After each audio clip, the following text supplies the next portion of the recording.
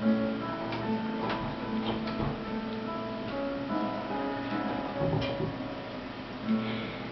Ганна сышла, ад яе засталіся дзіцячыя страхі.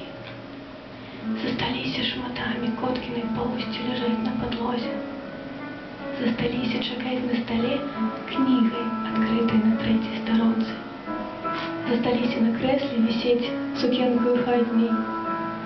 Калі Ганна сышла, ад яе засталіся дзіцячыя страхі, бо яна перадала іх тым, хто калісьці быў побач. Спярша каханаму, потым сябрам, што сустрэліся на шляху, выпадковым знаёмым, што трапілі пад руку, прыбіральшчыцам, кандуктарам, прадавачкам у крамах, усім, каго хоць аднойчы кранала Ганна. Ганна перадавала дзіцячыя страхі праз пацалункі, вусны, лбы, шчокі, штурхаючы за плечы, паціскаючы рукі. Тулячыся ў абдымках глыбокіх, Ганна змагла перадаць на болі страхаў. Таму, калі Ганна сышла, яны засталіся і запаўзаюць глыбей у закуточкі душу.